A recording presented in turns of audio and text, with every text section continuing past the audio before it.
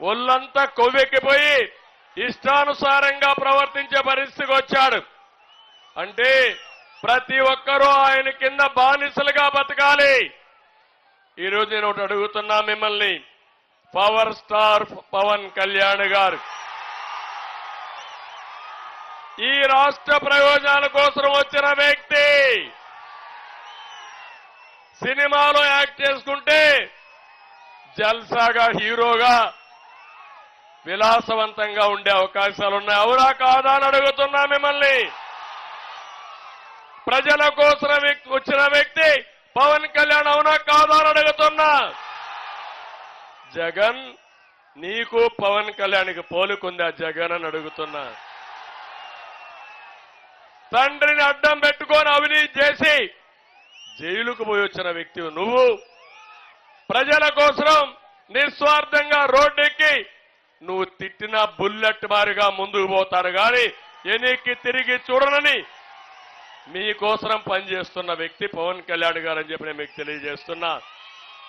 మీరు చూశారు పవన్ కళ్యాణ్ గారు జగన్ దగ్గర తిట్టించుకోవాలన్న తమ్ముళ్ళు. 44 సంవత్సరాల అనుభవం ఉండే నేను ఈ సైకో దగ్గర తిట్టించుకోవాలని అడుగుతున్నా. ఇతను ఒక అహంకారి, విధ్వంసకారుడు, దోపిడీదారుడు. అడ్డం వస్తే ఎవరిని వదిలిపెట్టాడు.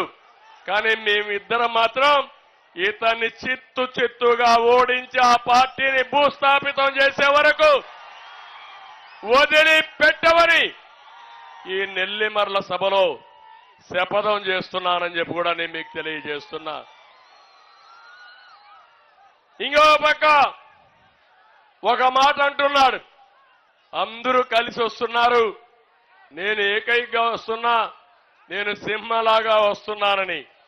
కానీ తమ్ముళ్ళు అహంకారంతో వస్తున్నావు, అవినీతి డబ్బులతో వస్తున్నావు, ఇంకో పక్క బందిపోటుగా తయారయ్యావు, ఎక్కడికక్కడ దోపిడీ చేస్తున్నావు.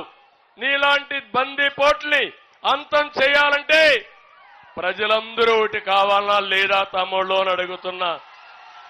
మంచి వాళ్ళందరూ ఒకటి కావాలనా లేదా అని మిమ్మల్ని అడుగుతున్నా.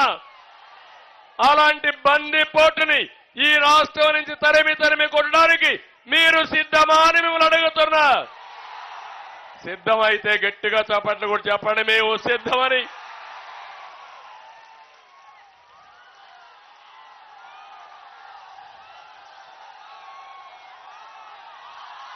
తమ్ముళ్ళు 2014లో తండ్రి శివరాజకీయంతో వచ్చాడు.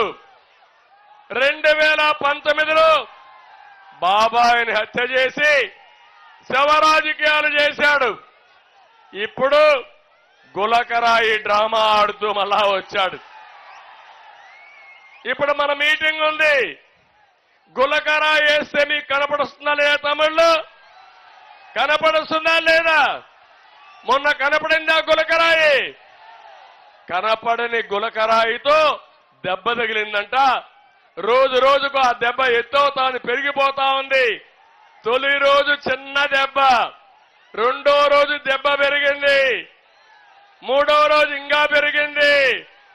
13వ తారీఖు సాయంత్రం వరకు ఈ డ్రామా కొనసాగించే డ్రామా రాయుడు ఈ సైకో జగన్ అని చెప్పి నేను మీకు తెలియజేస్తున్నా.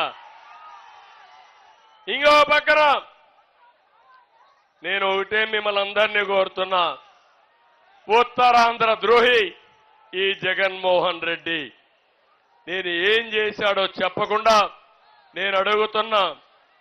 ఇడుపలపాయలో ప్రారంభించావు నీ యాత్ర, తండ్రి సమాజ్ దగ్గర నుంచే ప్రారంభించావు. 23 రోజులు 24 రోజులు తిరిగావు.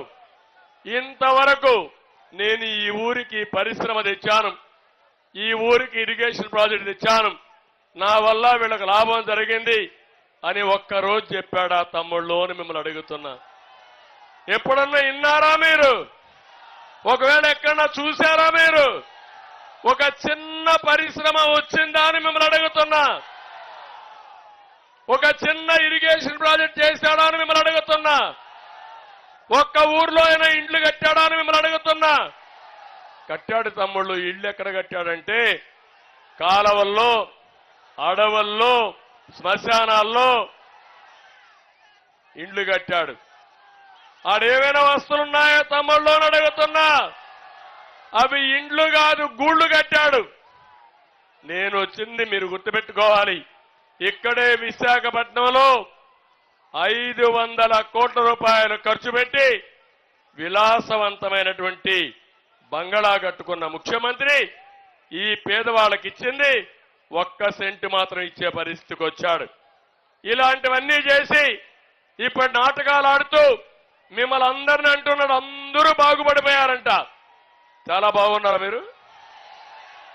ఏమమ్మా చాలా బాగున్నారా మీరు? మీ ఆదాయం పెరిగిందా అని మిమ్మల్ని అడుగుతున్నా సూటిగా. పెరగలేదంటే చేలు పైకెత్తండి, చేలు దించండి. మీ ఖర్చులు పెరిగాయా లేదా అని అడుగుతున్నా. ఖర్చులు పెరిగాయి, ఆదాయం పెరగలేదు, మీ జీవన ప్రమాణాలు తగ్గిపోయినాయి.